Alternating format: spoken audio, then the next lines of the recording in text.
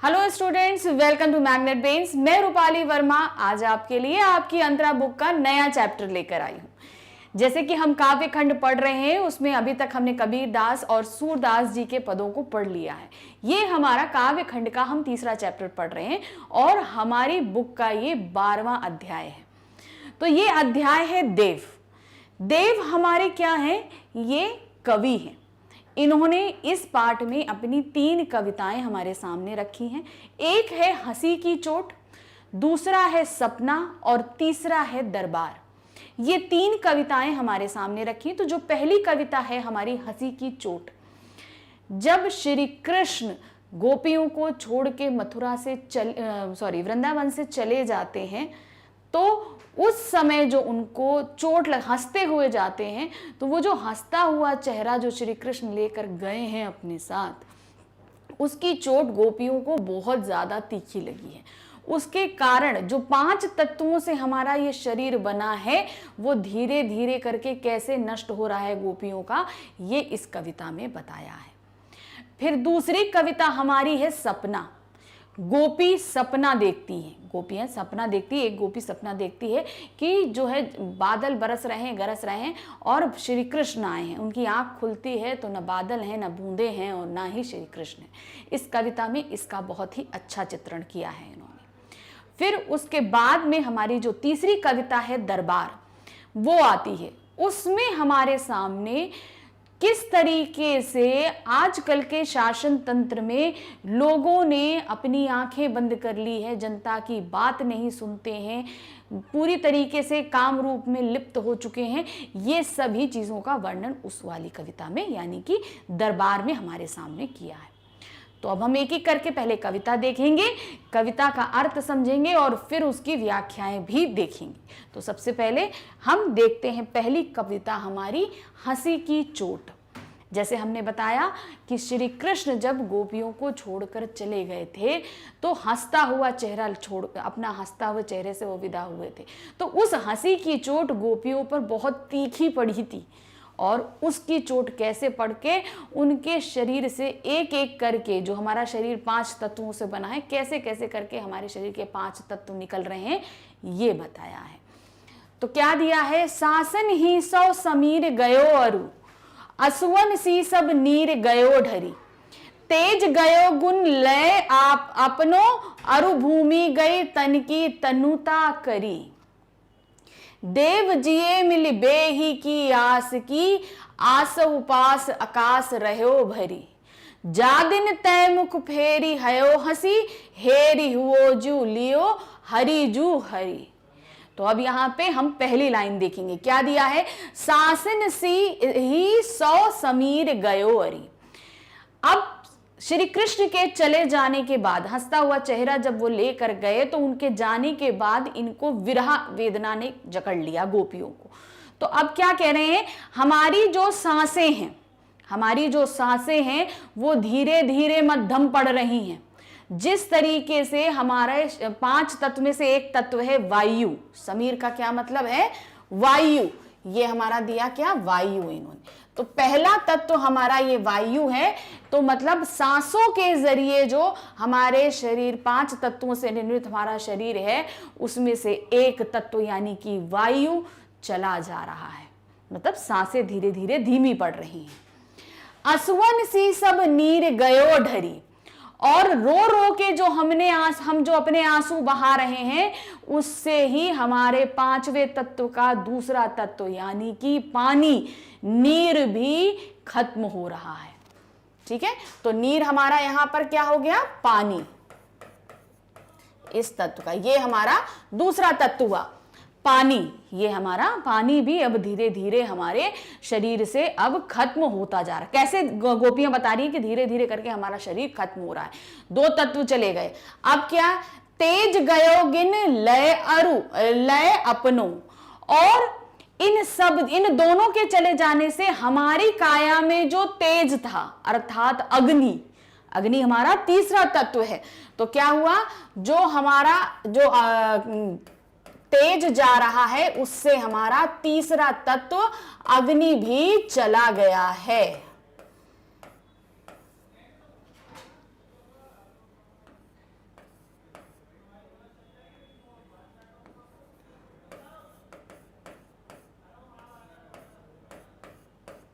अग्नि भी चला गया है। तो इस तरीके से ये हुआ। फिर उसके बाद में क्या है, अरु भूमि गई तन की तनुता करी। और फिर क्या हुआ कि हमारा इस दोनों चले जाने से हमारा शरीर कमजोर हो गया। हमारा शरीर अब क्या है, वो कमजोर हो गया है। तो इससे हमारा चौथा तत्व यानी अरु धरती भी अब हमारे तो तीसरा तत्व हमारा क्या है, हमारी जो काया है वो कमजोर हो गई है, और हमारी भूमि यानी पांचवा तत्व जो धरती है वो भी जो है खत्म हो गया है। ये हमारा चौथा तत्व धरती। यहां पर अग्नि गया, तो वायु, पानी, अग्नि, धरती। तो हमारी जो काया है, इन सब के चले जाने से हमारी काया जो है अब वो कमजोर हो गई है, और इस प्रकार हमारी जो तत्व है धरती वो भी समाप्त हो गई। भूमि पर खड़े रहने की अब मेरे पास ताकत नहीं है, अब वो तत्व भी समाप्त हो गया है। देव जी हो मिलिए बेही की आस में। अब देव कहते हैं, गोपियां कह रही हैं कि मिलने की आस में, श्री कृष्ण से मिलने की आस में आसहु पास आकाश रहो भरी। और उनसे मिलने की आस में हमने अभी तक अपना पांचवा तत्व आस यानी कि आकाश को अपने पास बचा के रखा है। आकाश का मतलब यहां पर है श्री कृष्ण के प्रेम की छाया रूपी आकाश। तो हमने श्री कृष्ण के मिलने की आस में उनके प्रेम रूपी आकाश का तत्व जो है अभी अपने पास बचाकर रखा है। तो ये इस तरीके से जो 5 तत्व हमारे शरीर को निर्मित करते हैं वो गोपियों ने बताया कि किस तरीके से वो धीरे धीरे हमारे पास से खत्म हो गए हैं। अब सिर्फ उनके पास आकाश यानी कि आशा नामक एक तत्व ही बचा हुआ है। जा दिन तय मुख फेरियो हरि हंसी। तो क्या बोल रहे हैं, जिस दिन तुमने हंसकर मुझसे अपना मुख मोड़ लिया था। कृष्ण से बोल रही है कि जिस दिन हंस के उन्होंने हमसे अपना मुख मोड़ लिया था, यहां से चले गए थे। हेरियो हियो जू लियो हरि जू हरि। और उसी दिन से हरि हरि करके हम उनको ढूंढ रहे हैं, उनके आने की आस को हमने लगाकर रखा हुआ है। तो फिर से अब इसको देखेंगे, क्या है, सांसिन सौ समीर गयो। सांसों के साथ में वायु चली गई है। असुवन से सब नीर गयो। और उनके विरह में जो तड़पते हुए आंसू बह रहे हैं उससे पानी भी समाप्त हो गया है, पानी भी चला गया है। तेज गयो गुण लयो। और हमारे सारे गुण समाप्त हो गए हैं, इसलिए जो हमारे शरीर का तेज था अर्थात अग्नि वो भी हमको छोड़कर चली गई है। अरु भूमि गई तन की तनुता गई। और इन सब के जाने से हमारा शरीर कमजोर हो गया है और उससे हम धरती पर खड़ी नहीं रह सकते। तो चौथा तत्व धरती भी हमसे रूठ कर जा चुका है। देव जियो मिलियो बेही की आस में। और देव कहते हैं कि गोपियां कह रही हैं कि आपसे मिलने की आस में ही आंसू पास आकाश रहो भरी। और आशा रूपी आकाश को हमने अपने पास संभाल कर रखा हुआ है। जादिन तय मुख फेरियो हरे हसी। हेरी हयो जू लियो हरी जू हरी। और जिस दिन से आपने हंसते हुए हम लोगों से मुख फेर लिया था, उस दिन से हरी हरी कहकर हम आपको सिर्फ ढूंढ रहे हैं और आपके आने की आस को लगाकर रखा हुआ है। तो इस तरीके से जो हमारी पहली कविता थी वो हमने यहां पर समाप्त करी। अब इसकी व्याख्या हम किस तरीके से करेंगे, पहले हम वो देखते हैं। पहला है यहां पर, कृष्ण के चले जाने पर गोपी कहती हैं कि जब से कान्हा ने मुंह फेरा है तब से मेरी सांसों की वायु चली गई। अर्थात सांस तो चल रही है पर जान चली गई है। उनके आंसू थम नहीं रहे, उनके शरीर का सारा पानी सूख रहा है। अर्थात शक्ति को साथ लिए हुए तेज भी चला गया है। कमजोरी के कारण मात्र कंकाल रह गया है।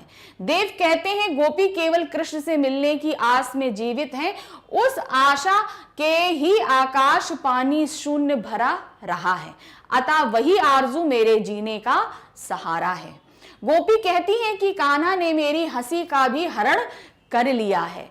मैं हंसना भूल गई हूं, मैं उसे ढूंढती फिर रही हूं जिसे मेरे हृदय को हर लिया है।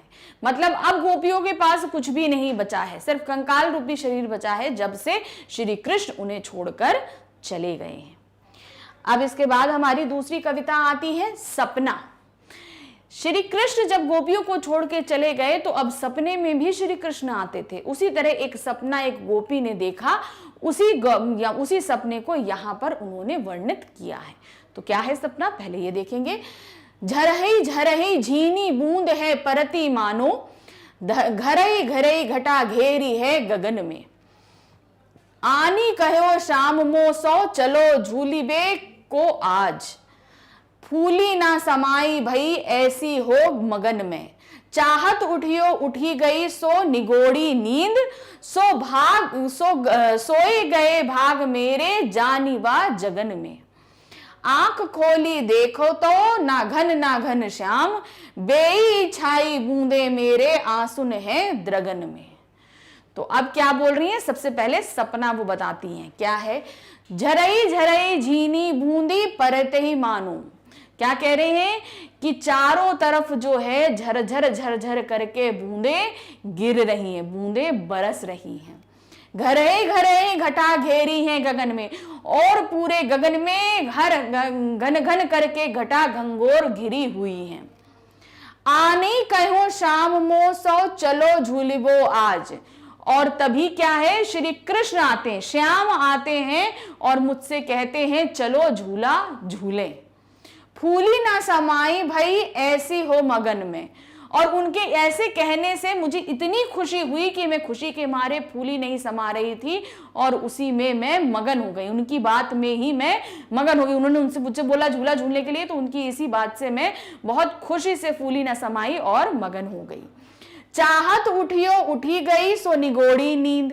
और जब मैं उनके साथ उठने की चाहत में उठ गई, ठीक है, मैं लेटे सो सपना देख रही थी और जैसे ही उन्होंने बोला चलो, और मैं उनके साथ चलने लगी और मैं उठ गई और जो निगोड़ी नींद थी वो खुल गई। सोए गए भाग मेरे जानिवा जगन में। और उनके साथ चलने की लगन में, जाने की लगन में जो है मेरी नींद जो है निगोड़ी यहां से चली गई और मेरे भाग खोल गई, मेरे भाग सो गए और मैं जग गई। आंख खोली देखियो तो ना घन श्याम। और जब मैंने अपनी आंख खोली तो ना घन थे, अर्थात ना बादल थे, ना घन श्याम, ना श्याम थे और ना ही बादल। बेई छाई बूंदे मेरे आंसुन है द्रगन में। बस छाई हैं बूंदे, कहाँ हैं वो बूंदे, अब बस बूंदे ही हैं जो आंसू बनके मेरे आंखों में हैं। जो आंसू से बूंदे बनते ना, झरी झरी बूंदे, यानी कि बूंदे गिर रही थी सबसे पहले वो चीजें, तो वही उन्होंने बोला कि बस बेई छाई, यानी कि सिर्फ बूंदे ही छाई हुई हैं आंसुओं के रूप में मेरी आंखों में। तो इस तरीके से हमने ये वाला पूरा किया। अब इसकी हम व्याख्या देखते हैं कैसे करेंगे। गोपी कहती हैं कि मैंने सपने में देखा कि झरझर की आवाज के साथ हल्की हल्की बूंदें पड़ रही हैं। आकाश में गड़गड़ाहट करते हुए बादल छाए हैं। उसी समय श्याम आकर कहते हैं चलो झूला झूलते हैं। मैं आनंद में मगन होकर बहुत खुश हो रही हूं। मैं उनके साथ जाना चाहती थी लेकिन अभागी नींद खुल गई। मेरा भाग्य ही खराब था, नींद ही खुल गई और कृष्ण के सहचर का आनंद ना उठा सकी। आंखें खुली तो देखा न बादल थे न कृष्ण थे। कृष्ण से मिलन का वह आनंद अब विरह की वेदना के रूप में बदल चुका है, मतलब आंसुओं के रूप में वो आ चुका है। तो इस तरीके से हमने अपनी दूसरी कविता खत्म करी। अब हमारी जो तीसरी कविता है इस पाठ में वो है दरबार। क्या दिया, यहां पर देव ने दरबार में हो रहे अंधाधुंध, मतलब कोई सुनता नहीं है, कुछ नहीं सुनना चाहता, सब अपने ही कार्यों में लिप्त हैं, सरकार दरबारी कोई किसी का नहीं सुन रहा, तो उसी को यहां पर वर्णित किया है उन्होंने। क्या बोला, साहिब अंध मुसाहिब मूक सबा बहिरी, रंग रीझ को माचयो भूलियो जहां भटकयो घट औघट बूढ़िबे को काहू कर्म न बाचयो। भेष न सूझयो काह्यो समझयो ना, बात्यो सुनियो ना, कहा रुचिये राचियो। देव तहा निबरे नटकी बिगरी मती को सगरी निसी नाचियो। तो अब इसमें पहली लाइन जो दी है साहिब अंध, मतलब कि जो राजा है वो अंधा है, मुसाहिब मूक, और वहां के जो दरबारी हैं वो सभी गूंगे हैं, सभा बहरी, और वहां जितनी भी सभा में लोग बैठे हुए हैं वो सभी बहरे हैं, रंग रीझ को माचियो, और सभी रंग रूप के मद में जो है नाच रहे हैं। मतलब जो रंग रूप है यानी दरबार में नाच गाना चल रहा है तो बस वो उसी में लिप्त हैं और कुछ चीजें उनको नहीं समझ में आ रही, बस वो रूप रंग के मद में खोए हुए हैं। भूलियो तहा भटकयो घट, तो क्या है, वो अपनी सारे कार्यों को भूल गए हैं और अपने मार्ग से भटक गए हैं। औघट बूढ़े को काहू कर्म ना बाचियो, और इस तरह के भटके हुए लोगों को जो है किस प्रकार के कर्म से बचाया जा सकता है। अर्थात ऐसा राजा जहां वो ना वो जनता की सुन रहा है ना समझ रहा है, ऐसे राजा को कैसे बचाया जाए, ऐसे राज्य को हम कैसे बचा सकते हैं। भेष न सूझेयो काह्यो समझो ना, मतलब वो कुछ देख नहीं रहा, किसी का भी रूप नहीं देखता है, अर्थात किसी की तकलीफ नहीं देख रहा।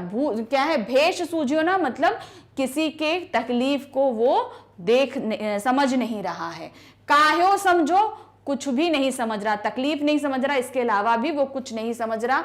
बतायो सुनियो ना, और कोई अगर बता रहा है तो भी वो सुन नहीं रहा है। कहा रुचि राचियो, उसे इन सब में से किसी में भी रुचि नहीं है।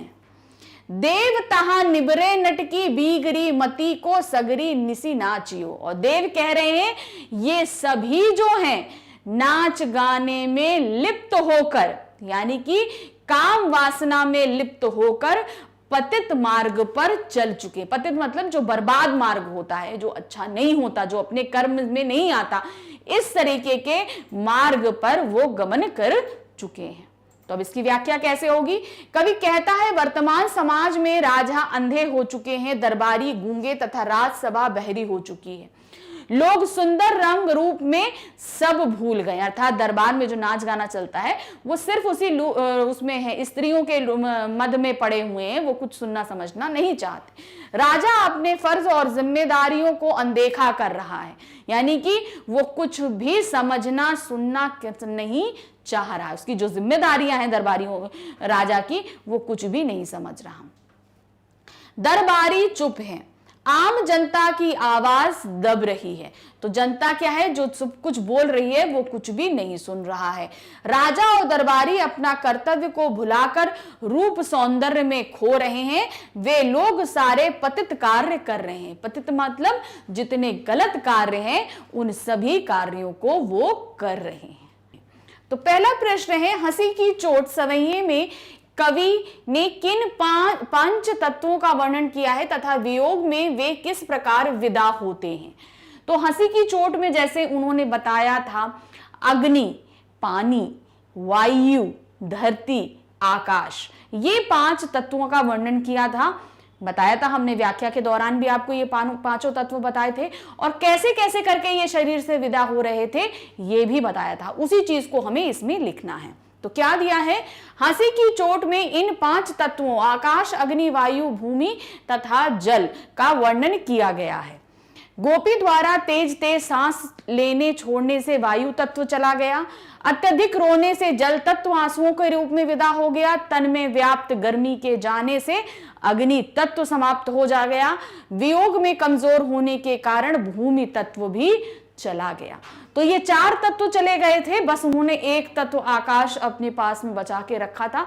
आकाश था श्री कृष्ण के लौट के आने की आशा रूपी आकाश को, ये गोपियों ने अभी तक अपने पास में बचा के रखा था। बाकी 4 तत्व उनसे विदा हो चुके थे। क्वेश्चन नंबर 2 है, हंसी की चोट सवैये की अंतिम पंक्ति में यमक और अनुप्रास का प्रयोग करके कवि क्या मर्म अभिव्यंजित करना चाहता है। तो क्या था लास्ट में, लास्ट पंक्ति में क्या था, हरि हरि, हरि हरि 2 जगह इस्तेमाल किया गया था। यमक अलंकार था, वहीं पे अनुप्रास अलंकार भी था। तो वो चीज उन्होंने क्यों प्रस्तुत करी थी, क्या चीज हमें बताना चाह रहे थे। हंसी की चोट सवैये की अंतिम पंक्ति में यमक अनुप्रास का प्रयोग करके कभी विरह में व्याकुल गोपी के हृदय का मर्म अभिव्यंजित करना चाह रहे थे। उसके जरिए, दोनों अलंकारों के जरिए उन्होंने गोपियों को कितना अधिक विरह वेदना हो रही है ये वो चीज व्यक्त करना चाह रहे थे। कृष्ण की मुस्कान भरी छवि देखने के बाद से उनका हृदय उनका नहीं रहा था, यानी कि जो उनकी हंसी भरी जो छवि थी वो चले गए थे, अब उसके बाद उनका हृदय तो उनके पास था ही नहीं, तो वो बेचारी करती क्या। कृष्ण का मुंह फेरना उसके लिए घातक हो सकता है। वह ना जी पाती और ना ही मर पाती, बस कृष्ण के प्रेम की आशा में वह बैठी रहती हैं। उनको कुछ नहीं सुहाता, सिर्फ इतना कि श्री कृष्ण चले आए, इसी आशा में वो बैठी हुई थी। दूसरा क्वेश्चन है, नायिका सपने में क्यों प्रसन्न थी और वह सपना कैसे टूट गया। जो दूसरी कविता हमारी थी सपना, ये उसकी बात कर रहे हैं। तो क्या दिया, नायिका सपने में क्यों प्रसन्न थी, क्योंकि वहां पर बारिश हो रही थी, घटा छाई हुई थी, और सबसे बड़ी बात श्री कृष्ण वहां आए थे और बोल रहे थे कि चलो मेरे साथ झूला झूलो, इसलिए वो बहुत प्रसन्न थी। लेकिन ये तो सपना था, और जैसे ही उनके साथ जाने के लिए उठने लगी, ये उठ जाती है, इनकी नींद खुल जाती है, इसलिए वो सपना टूट जाता है। तो क्या लिखा, नायिका ने सपने में देखा कि कृष्ण उसके पास आते हैं और उसे झूला झूलने का निमंत्रण देते हैं। यह उसके लिए बहुत प्रसन्नता की बात थी। उसे सपने में ही सही ही कृष्ण का साथ मिल गया था, मतलब सब हर जगह श्री कृष्ण चले गए थे, लेकिन सपने में ही सही श्री कृष्ण आए तो थे सपने में। वह जैसे ही प्रसन्नता पूर्वक कृष्ण के साथ चलने के लिए उठती है, इसी बीच उसकी नींद उचट जाती है। मतलब जैसे ही वो उठती है तुरंत उसकी नींद उचट जाती है, खुल जाती है। नींद उचटने से उसका सपना टूट जाता है और कृष्ण का साथ भी छूट जाता है। नींद खुल गई, सपना टूट गया, तो श्री कृष्ण का साथ भी छूट गया। तो इस बात का उन्हें बहुत तकलीफ थी। नेक्स्ट क्वेश्चन है, सपना कवित्व का भाव सौंदर्य लिखिए। ये कविता का भाव क्या है, मतलब इसमें क्या फीलिंग व्यक्त करी जा रही है, हमको ये सारी चीजें बतानी है। क्या है, सपना कवित्व के भाव सौंदर्य में संयोगावस्था का वियोग में बदल जाना है। मतलब संयोग की अवस्था, यानी कि ये संयोग ही तो था सपने में श्री कृष्ण का आना, और नींद खुल गई तो वो सपना क्या हुआ, वियोग में बदल गया, मतलब बिछोह में बदल गया था। अर्थात मिलन का वियोग में बदलना इसके सौंदर्य को निखार देता है। ऐसा अनूठा संगम कम देखने को मिलता है। सपने में नायिका कृष्ण का साथ पाती हैं और वह जैसे ही इस साथ को और आगे तक ले जाना चाहती हैं, नींद खुलने के कारण छूट जाती है। मतलब नींद जो है वो तुरंत खुल जाती है और उनका साथ छूट जाता है। सपना टूटने से कृष्ण का साथ छूट जाता है और वह दुखी हो जाती है। अनुप्रास और पुनरुक्ति प्रकाश अलंकार के प्रयोग को देखकर सपना कवित्व में कवि के शिल्प सौंदर्य की अद्भुत क्षमता का पता चलता है। तो यहाँ पर इन्होंने अनुप्रास अलंकार का भी इस्तेमाल किया है इसमें, और पुनरुक्ति प्रकाश अलंकार का भी जो इस्तेमाल किया गया है। इसने कवित्व के भाव सौंदर्य को निखारने से सोने पे सुहागा जैसा काम किया है। तो इसमें जो रस है, वियोग रस, वियोग श्रृंगार रस का इस्तेमाल किया गया है। अलंकारों से इसमें सुंदरता पैदा की गई है। तो किस तरीके से इसके भाव को और ज्यादा जो है इनहैंस करना, जिसको और ज्यादा बढ़ा देने का कार्य किया गया है। क्वेश्चन नंबर 5 है, दरबार सवैये में किस प्रकार के वातावरण का वर्णन किया गया है। तो दरबार सवैये में हमारे पास में क्या था, उसमें था हमारे सामने कि दरबारी राजा सभी भ्रष्ट हो चुके हैं, कोई भी जनता की तरफ ध्यान नहीं दे रहा, उनकी बातों को नहीं सुन रहा। इसी का वर्णन इस कवित्व में किया गया था। तो क्या दिया है, दरबार सवैये को पढ़कर ही पता चलता है कि इसमें दरबार के विषय में कहा गया है। उस समय दरबार में कला की कमी थी, भोग तथा विलास दरबार की पहचान बनती जा रही थी, कर्म का अभाव दरबारियों में था। मतलब राजा दरबारी सभी कोई कर्म नहीं करना चाहते थे, सभी भोग और विलास में लिप्त हो चुके थे। नेक्स्ट है, दरबार के गुण ग्राहकता और कला की परख को किस प्रकार अनदेखा किया जाता है। क्या है? गुण ग्राहकता, यानी कि दरबार में किस तरीके से गुणों का अभाव हुआ था, वो चीजें, गुण थे ही नहीं किसी के अंदर।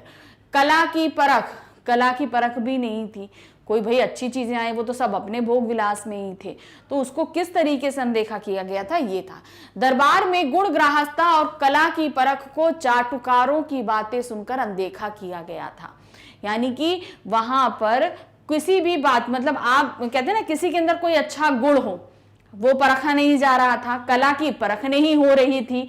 ये सभी क्यों हो रहा था? क्योंकि जो चाटुकार थे, अर्थात जो चापलूसी करने वाले लोग थे, उन्हीं को बढ़ावा मिल रहा था। तो क्योंकि भ्रष्टाचार था दरबार में, इसलिए चापलूसी करने वालों को ही हर ऊंचे पद मिल रहे थे, और जिनके पास कला थी, गुण थे, उनको कोई पूछ तक नहीं रहा था। यही कारण है कि वहां पर कला को अनदेखा किया जाता है। कला की परख करना तो उन्हें आता ही नहीं है। चाटुकारों द्वारा की गई चापलूसी से भरी कविताओं को मान लिया जाता है। राजा और दरबारी भोग विलास के कारण अंधे बन गए हैं। ऐसे वातावरण में कला का कोई महत्व नहीं होता, मतलब वहां पे किसी भी तरह की कला का कोई भी पूछ नहीं थी। सब जो चापलूसी करने वाले थे वो जो बोलते उन्हीं की बातों को महत्व दिया जाता था। नेक्स्ट है आश्रय स्पष्ट कीजिए। अब जो कविताएं हम लोगों ने पढ़ी हैं उसमें से पंक्तियां आपके पास में आएंगी, इन पंक्तियों का मतलब आपको बताना है। क्या दिया है? हेरी हियो चू लियो हरी जू हरी, तो क्या था? मुस्कुराहट भरे जो जैसे चले गए थे, तो वो क्या था? हृदय में वही छवि गोपियों के हृदय में बस गई थी। वो जो हंसी वाला चेहरा था, वही आखिरी इन्होंने श्री कृष्ण का देखा था, वही गोपियों के दिल में बसा हुआ था श्री कृष्ण का, तो उसी की चोट इनको सबसे ज्यादा थी। तो वही उन्होंने आखिरी पंक्ति में क्या बोला है? कृष्ण की मुस्कुराहट भरी दृष्टि से गोपियों का हृदय हर लिया, मतलब वो जो रूप था, वो हृदय जो गोपियों के दिल सीने में था, वो निकलकर कहीं चला गया। और जब उन्होंने गोपी से दृष्टि फेर ली तो वह दुखी हो गई, उस हंसी ने हर लिया, और जब उनको छोड़कर चले गए तो वो बहुत ही दुखी हो गई। दूसरी पंक्ति है, सोए गए भाग मेरे जानिवा जगन में। अब ये कहाँ था? हमारा सपना कवित्य में था। जब वो सपना देखती हैं और श्री कृष्ण कहते हैं चलो मेरे साथ, और वो जैसे ही चलने के लिए उनके साथ जाने लगती हैं, उनकी नींद खुल जाती है। तो वही कहते हैं कि उनके साथ जाने की चाह में जो है मैं उठ गई, मेरी नींद खुल गई, तो मेरे भाग्य सो गए, मतलब मेरे भाग्य जानी वा जगन में, और जाने की लगन में मेरी नींद खुल गई, मैं जग गई और मेरे भाग जो है सो गए, अर्थात मुझे श्री कृष्ण का साथ नहीं मिल पाया। गोपी कृष्ण से मिलन का सपना देख रही थी। कृष्ण ने उसे अपने साथ झूला झूलने का निमंत्रण दिया, वह इससे प्रसन्न थी। कृष्ण के साथ जाने के लिए वह उठने ही वाली थी कि उसकी नींद टूट गई। इस विषय पर वह कहती हैं कि उसका जागना उसके भाग्य को सुला गया, अर्थात उसके नींद से जागने के कारण कृष्ण का साथ छूट गया। यह जागना उसके लिए दुर्भाग्य के समान है, मतलब वो जागी क्या, वो उसका जागना उसके लिए दुर्भाग्य बन गया।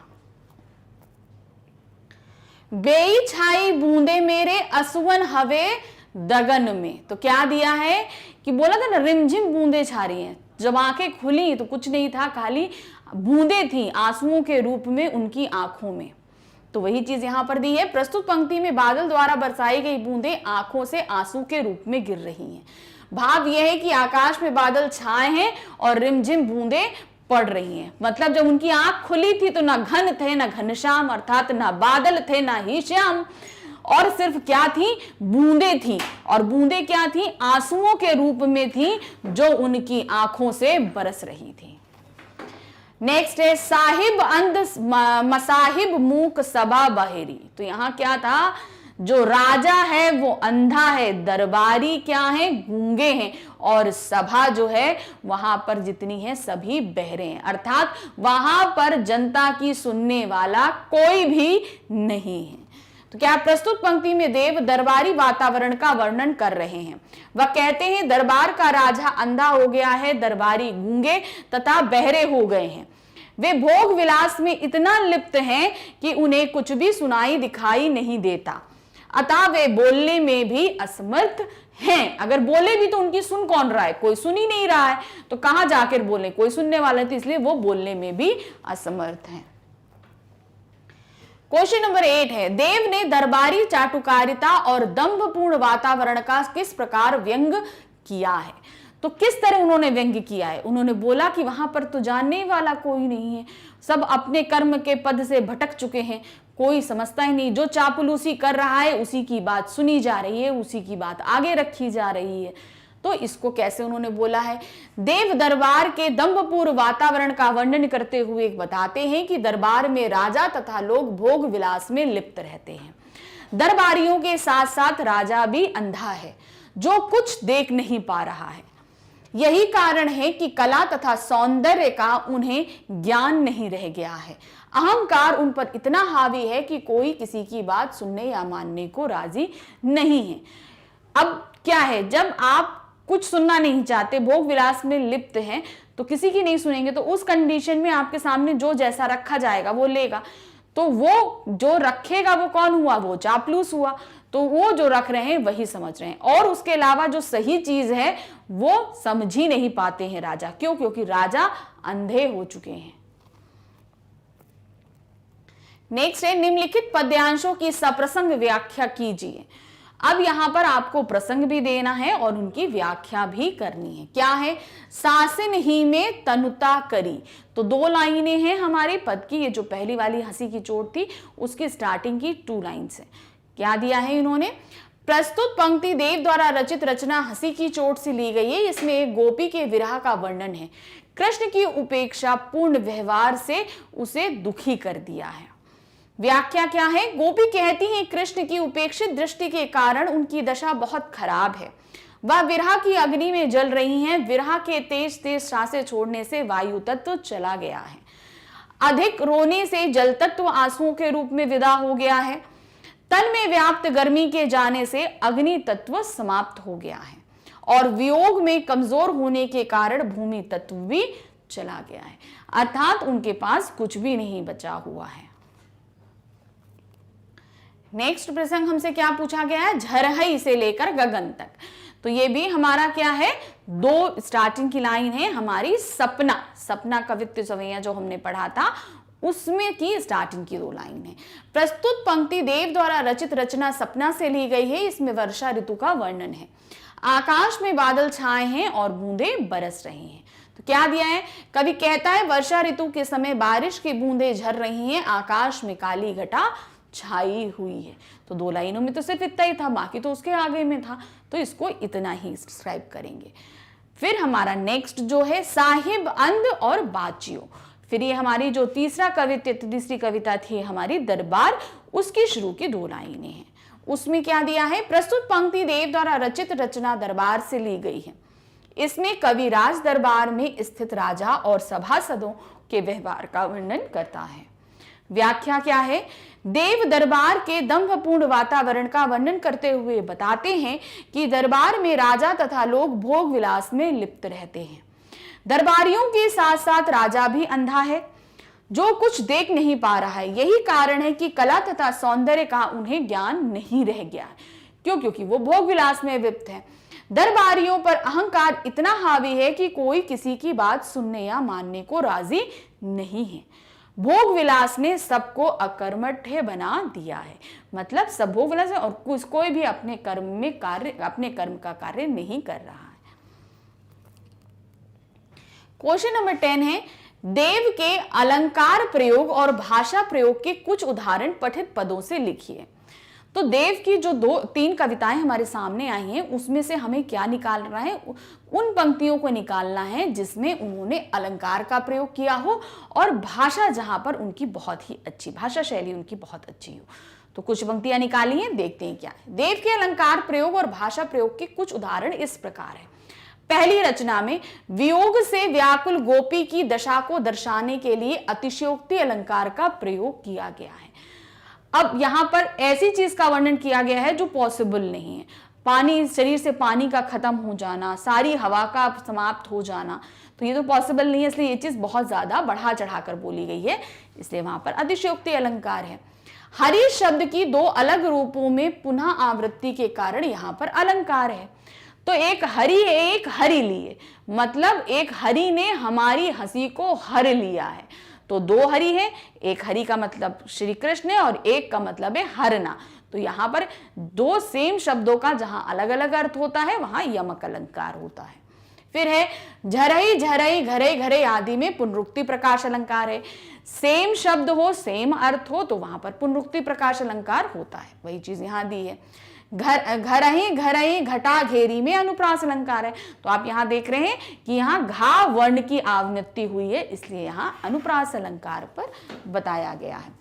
सोए गए भाग मेरे जानिवा जगन में विरोधाभास अलंकार है। अब यहां पर विरोध व्यक्त किया गया है। कैसे दिया गया है? सोए गए भाग मेरे, मतलब भाग सो गए और मैं जग गई, मेरे जागने से मेरे भाग सो गए। तो ये विरोध है, जागना और सोगना क्या दोनों हो गया? विपरीतार्थक हो गया, इसलिए यहां पर विरोधाभास अलंकार है। मुसाहिब मूक रंग रीज काहू कर्म निबरे नट इत्यादि अनुप्रास अलंकार है। तो ये हमारे दरबार में ये वाले सभी अनुप्रास अलंकार में थे। नेक्स्ट क्वेश्चन है, दरबार सवैये में भारतेंदु हरिश्चंद्र के नाटक अंधेर नगरी के समकक्ष रख कर विवेचना कीजिए। तो भारतेंदु हरिश्चंद्र जी का जो लिखा हुआ नाटक है अंधेर नगरी, क्या ये उससे सिमिलर है? जाहिर सी बात है, उसमें अंधेर नगरी में भी उन्होंने कुछ ऐसे ही वर्णन किया है। तो उसके लिए आपको उनका ये नाटक पढ़ना पड़ेगा। कोशिश करिएगा, अगर आपको कहीं मिल जाता है तो उनके इस नाटक को पढ़ने की जरूर कोशिश करिएगा, तब आप जो दरबार कवित्य है उसको आप उससे सिमिलर कर पाएंगे। तो क्या है, देव की रचना दरबार में तथा भारतेंदु हरिश्चंद्र के नाटक अंधेर नगरी में दरबारी व्यवस्था का वर्णन कुछ हद तक एक जैसा है। दरबार का राजा तथा सभापद भोग विलास में लिप्त होकर अकर्मण्य बन गए हैं और अंधेर नगरी के मूर्ख राजा की मूर्खता के कारण दरबारी अकर्मण्य बने हुए हैं। दरबारी बस राजा की चाटुकारिता में लगे हुए हैं, वे राजा को प्रसन्न रखना ही अपना कर्तव्य समझते हैं। उनके लिए प्रजा और राज्य के प्रति कर्तव्य की भावना विद्यमान ही नहीं है। ये उनका यह व्यवहार ही जिसने भारत को गुलाम और पिछड़ा बनाया हुआ है। तो भारतेंदु जी ने जो नाटक लिखा था अंधेर नगरी, वो भारत को लेकर, और देव तो बहुत पहले का उन्होंने लिखा था, दरबारियों के बारे में लिखा था, राजा के बारे में लिखा था, भ्रष्ट राज सरकार के बारे में लिखा था। तो ये दोनों कहीं ना कहीं हद तक जो वर्णन है दरबार का, सरकार का और दरबार का, काफी हद तक सिमिलर है।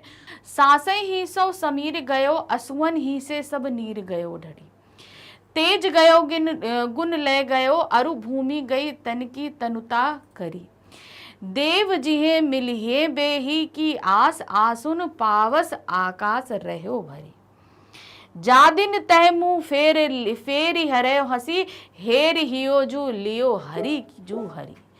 तो यहाँ पर जो है देव क्या कहने जा रहे हैं, जब श्री कृष्ण मथुरा जा रहे थे तो गोपियों को हंसता हुआ, अपना हंसता हुआ एक मुस्कुराहट के साथ विदा करके चले जाते हैं।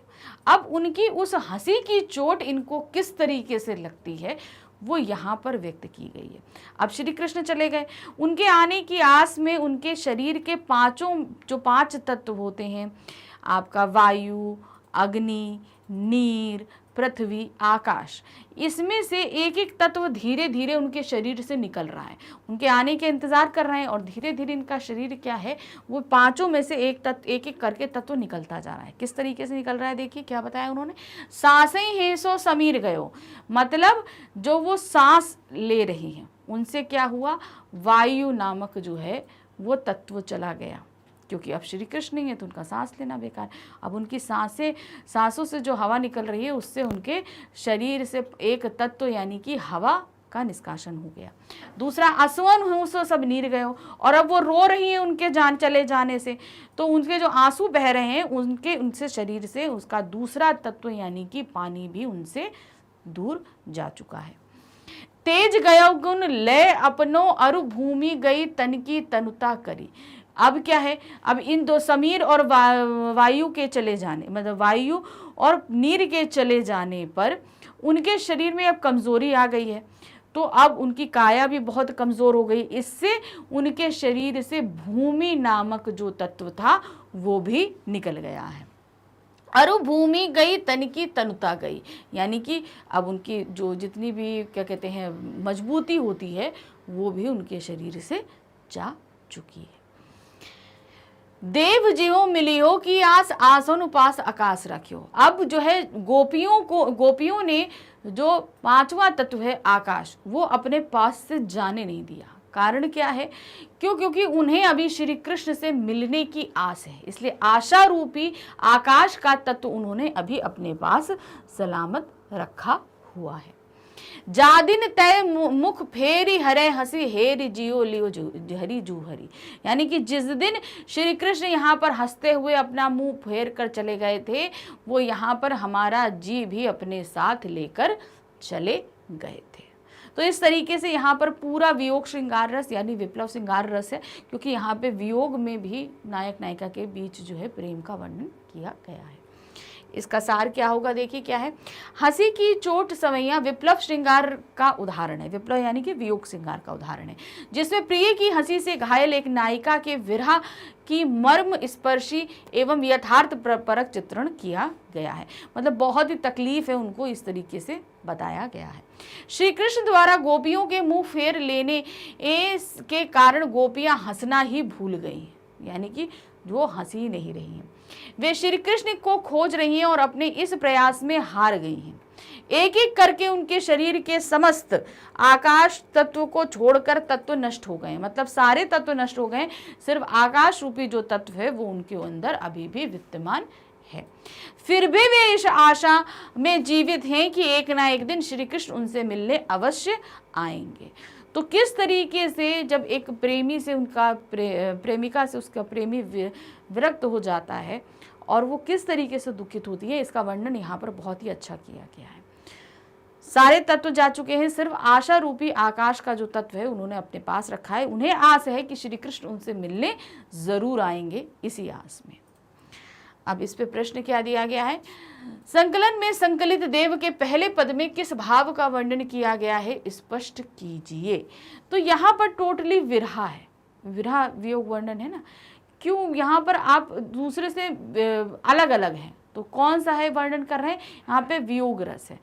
क्यों? क्योंकि एक दूसरे से प्रेमी प्रेमिका मिल नहीं पा रहे, जुदा हैं, तकलीफ दिखाई जा रही है, इसलिए यहाँ पर वियोग है। संकलन में संकलित पहला पद हंसी की चोट शीर्षक पद से है। इस पद में गोपी की विरह अवस्था का अतिशयोक्तिपूर्ण वर्णन किया गया है। श्री कृष्ण ने गोपी के मुंह फेर कर उपेक्षा दिखाई है, जिसके परिणाम स्वरूप नायिका की हंसी ही गायब हो गई है। इस उपेक्षा से वह मरणासन अवस्था में पहुंच गई, मतलब एक एक तत्व जाता जाएगा तो क्या होगा, वो मरना की अवस्था में ही तो आ जाएंगी।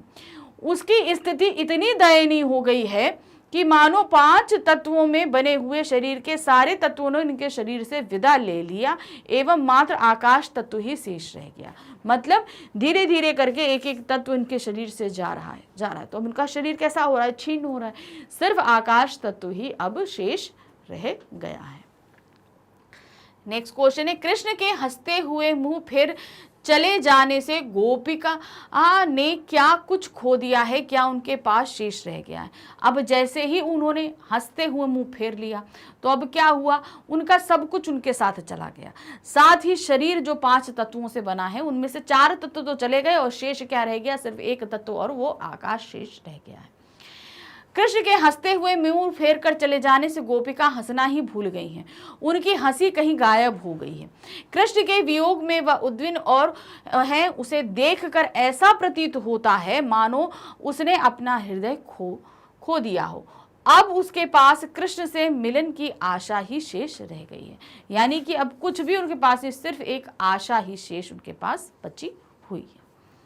अब आते हैं दूसरे पद पे। दूसरा पद हमारा क्या है, झरी झरी झीनी बूंद परती मानो, घरी घरी घरी घरी घटा घेरी गगन में, आनी कयो शाम मोसो चलो झूलबे को आज, फूली न समान भई ऐसो हो मगन में, चाहत उठी उठी गई सो निगोड़ी नींद, सो गए भाग मेरे जाने व जगन में, आंख खोली देखो तो ना घन श्याम, बेई छाई बू मेरे आंसुअन द्वय दग में।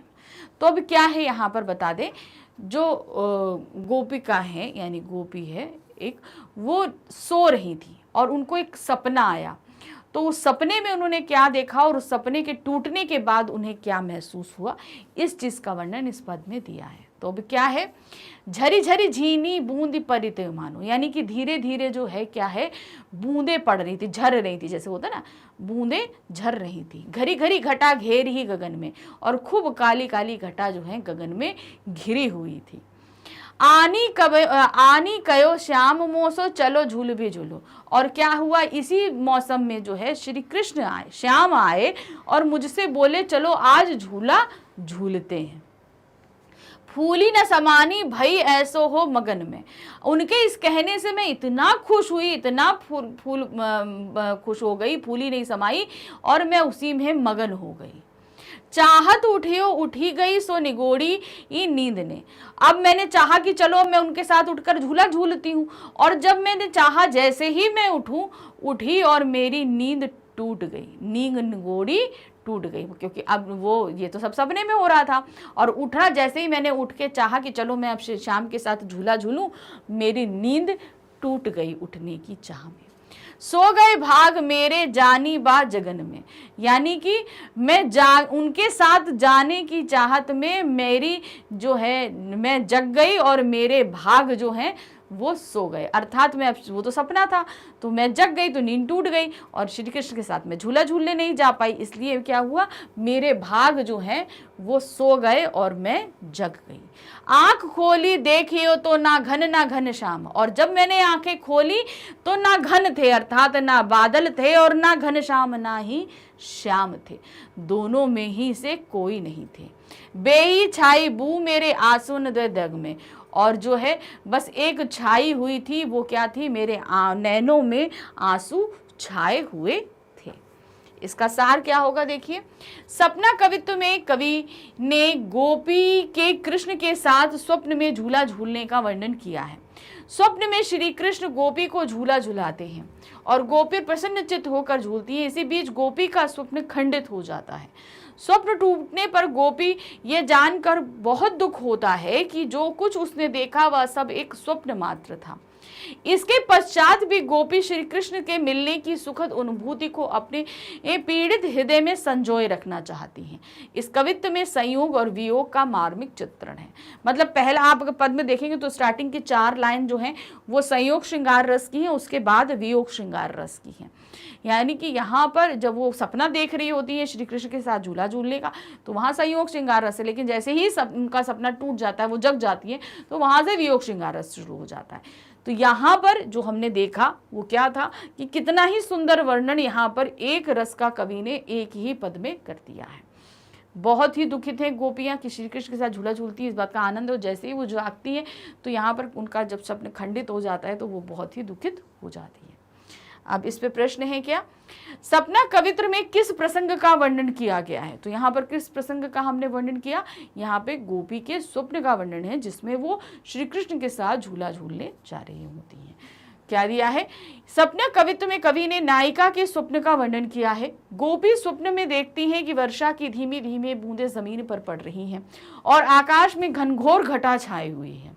ऐसे मनोरम वातावरण में गोपियां स्वप्न में देखती हैं कि श्री कृष्ण आकर उनसे कहते हैं कि आज हमारे साथ झूला झूलने चलो।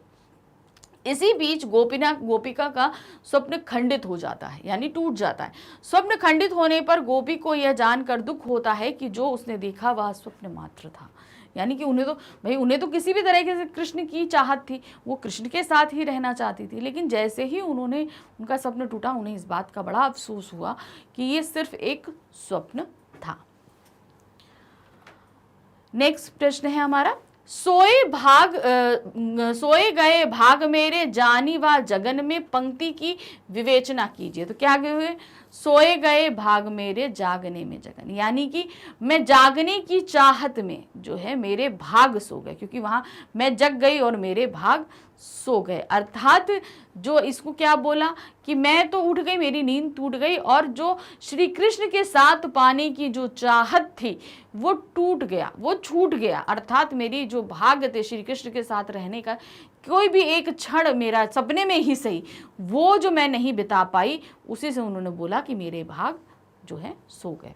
इस पंक्ति के माध्यम से कविदेव कहते हैं कि जैसे ही गोपी की नींद खुली तो उसे यह जानकर बहुत दुख हुआ कि उसने जो कुछ देखा वह एक स्वप्न मात्र था, क्योंकि स्वप्नावस्था में श्री कृष्ण से मिलने का सामीप्य ही सुखद अनुभूति प्राप्त कर रही थी, किंतु जागने पर वह दुखद अनुभूति हो गई। यानी कि जब वो सो रही थी वो बहुत ही खुश थी, लेकिन जैसे ही जागी वो क्या हो गया, वो दुख में परिवर्तित हो गया था। अब उस वियोगावस्था में स्वप्न की संयोगा अवस्था की अनुभूति हो रही थी, अर्थात उसके जागने से ही उसकी किस्मत सो गई थी। यानी कि वियोगावस्था में जो स्वप्न देखा था वो संयोगावस्था का ही था, यानी कि हम वियोग में थे और उसमें स्वप्न हमने देखा कि हम श्री कृष्ण से मिले हुए हैं। तो जैसे ही जागे हमारी किस्मत जो है वो सो गई, अर्थात मेरा वो जो वियोग था वो वियोग में दोबारा परिवर्तित हो गया। अब हमारा तीसरा जो पद है क्या है, साहिब अंध मुहासिब मूक, सबा बहिरी रंग रीझ की माच्यो, भूल्यो ता भटकियो घट और घट बूढ़े को काबू कर्म न बाच्यो, बेस न सूझ्यो कहो न समझ्यो, बात्यो सुनियो कहा रुचि राच्यो, देव तहा निबरे नट की बिगड़ी मति को सगरी निसी नचायो। तो यहाँ पर क्या बताया गया है कि किस तरीके से शासन के अंधे लोग जो हैं वो चापलूसी में पड़ जाते हैं और अपने सभी कर्मों को भुला बैठते हैं। यहाँ पर वही वर्णन किया गया कि शासन का मद जो होता है, जो अहंकार होता है, होने के बाद उसमें जितने लोग होते हैं वो सभी चापलूस हो जाते हैं। तो क्या दे रहे हैं, साहिब अंध यानी कि राजा अंधा, मुसाभई मूक यानी कि जितने भी मंत्री वो सभी जो हैं वो गूंगे, सभा बहरी और जितनी पूरी सभा है वो सभी क्या है, बहरे हो गए। मतलब ना कोई देख रहा है, ना सुन रहा है, ना कोई कुछ कह रहा है। रंग रीझियों को माचो, और सभी रूप रंग में मद में नाच रहे हैं, यानी कि रूप रंग में लिप्त हैं। भूलो तहाँ भटक्यो घट और घट बूढ़ियों को काबू कर्म ना बाचो, सभी अपने कर्म धर्म के रास्ते से भटक गए हैं, किसी को भी अपने कर्म से कोई मतलब, सब अपने मतलब निकालने के लिए एक दूसरे की चापलूसी करने में लगे हुए हैं।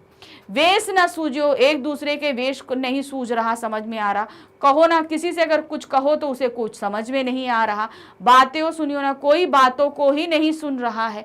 कहा रुचि राचियो, किसी का किसी भी काम में किसी प्रकार की रुचि ही नहीं रह गई, यानी कि राजकाज के किसी भी कार्य को सुचारू रूप से करने की रुचि किसी में नहीं रह गई है।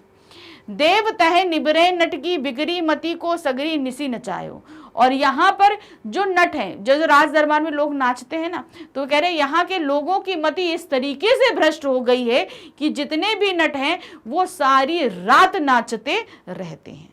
तो यहाँ पर इस पूरे पद में इन्होंने ये बताया है कि किस तरीके से विलासितापूर्ण राज्य में जो होते हैं लोग वो सिर्फ चापलूसी में होते हैं, किसी को अपने किसी कर्म को करने से कोई मतलब नहीं होता। क्योंकि अगर पदहीन पद शासित व्यक्ति होता है, अपने काम की तरफ अगर ध्यान नहीं दे तो जाहिर सी बात है राजसत्ता, कोई भी शासन व्यवस्था हो, वो सुचारू रूप से नहीं चल सकती। तो यही चीज यहाँ पर बताया कि सत्ता में जो व्यक्ति मद में आ जाता है, अहंकार में आ जाता है, वो उसी की विलासिता में जीने लगता है, तब वो राज्य चौपट हो जाता है। इस पद के माध्यम से उन्होंने बताया है। अब इसका सार क्या होगा, देखिए। दरबार कवित्व में कवि ने पतनशील और निष्क्रिय सामंती व्यवस्था पर अपनी तीखी प्रक्रिया व्यक्त करी है कि किस तरीके से सामंत जो है अपने पद के मद में मस्त हैं। तत्कालीन दरबार संस्कृति के लोग भोग विलास में लिप्त रहते हुए अकर्मठ हो गए थे, यानी कि वहां पे नाचना, खाना, पीना, इन्हीं सब में वो मस्त रहते थे और वो अपने कर्म पर, यानी उनका जो कार्य है उस पर वो ध्यान नहीं देते थे। उनकी सोचने, विचारने और अच्छे बुरे में भेद करने की सारी शक्ति मारी गई थी। उनको कोई भी याद नहीं रह गया था कि वो क्या करेंगे। उन्होंने देश और समाज की कोई चिंता नहीं की। तो वो जिस पद पे थे, जिस कार्य के लिए थे, उन्होंने उससे रिलेटेड कोई भी कार्य करना नहीं चाहा। प्रश्न है इस पर, मुसाहिबों को मूक क्यों कहा गया है, अपने शब्दों में स्पष्ट कीजिए। मुसाहिबों यानी कि जो मंत्री हैं, उन लोगों को जो है गूंगा क्यों कहा गया, इसका क्या कारण है। तो मुसाहिबों को मूक इसलिए कहा गया है क्योंकि जब दरबार का राजा ही अंधा हो, अर्थात जब राजा ही अज्ञानी हो, उसे ही उचित अनुचित का ज्ञान ना हो तो राज्यसभा के सदस्य उचित या अनुचित कुछ भी नहीं बोलते। यानी कि कोई अगर हम बोल रहे हैं अगर ये चीज गलत है तो हम जिसको बोल रहे हैं उसको गलत या सही का ज्ञान होना चाहिए ना।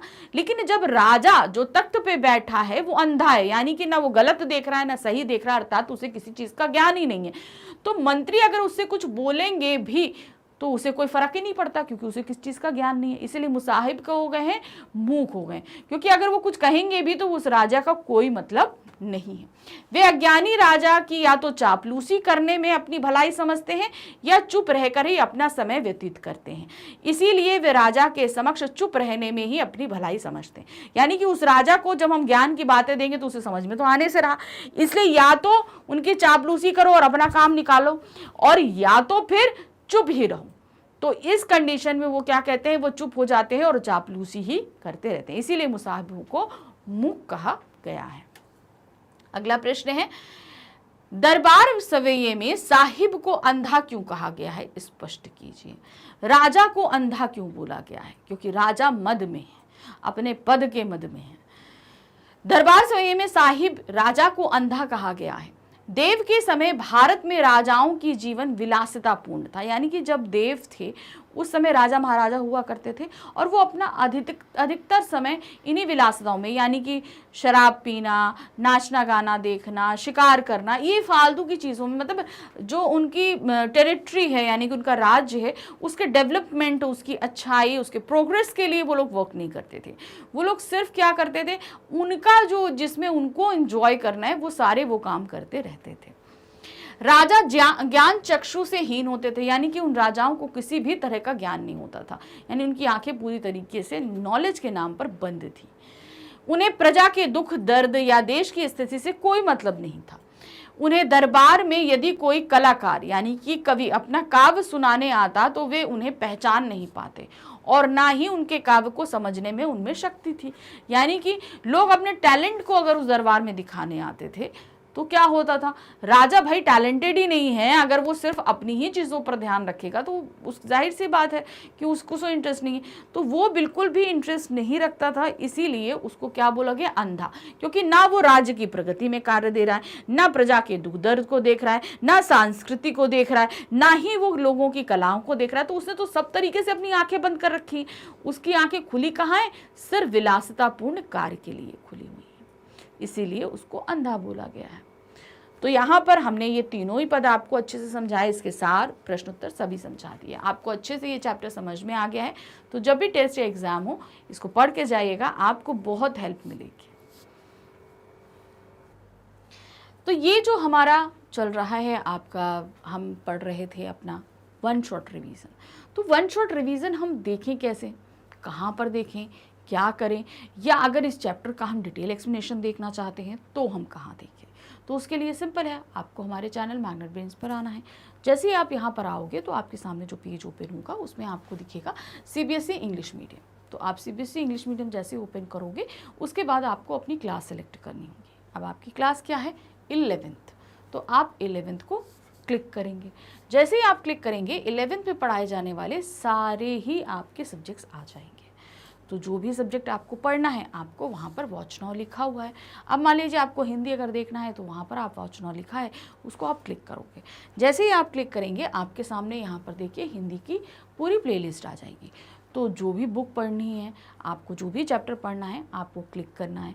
क्लिक करते ही आपके सामने वीडियो स्टार्ट हो जाएगा। इस तरीके से वीडियो देखिए, अपनी सभी डाउट्स को क्लियर कीजिए, लेकिन ध्यान रखिएगा कि आप जब भी जो भी, जैसे आप पहली बार पढ़ रहे हैं तो आप डिटेल एक्सप्लेनेशन देखेंगे, एनसीईआरटी सॉल्यूशन देखेंगे। इसके अलावा हमारा सारा ये मटेरियल एमसीक्यूज भी है, वन शॉट भी है, टेस्ट पेपर्स भी हैं, बहुत सारा कुछ है। तो आप अपने रिक्वायरमेंट के अनुसार से सारे वीडियोस देखते जाइए और जितनी बार भी देखना हो उतनी बार देखिए, क्योंकि ये 100% फ्री एजुकेशन प्लेटफॉर्म है। यहाँ पर आपसे कुछ भी पेमेंट नहीं लिया जाता है। जो भी वीडियो जितनी बार आपको देखना है बिल्कुल टोटली फ्री, सारा कंटेंट टोटली अरेंज है, कहीं इधर उधर आपको परेशान होने की बिल्कुल भी ज़रूरत नहीं है। इसीलिए हमारे चैनल को लाइक, सब्सक्राइब, शेयर ज़रूर कीजिएगा। Thank you for watching, bye bye.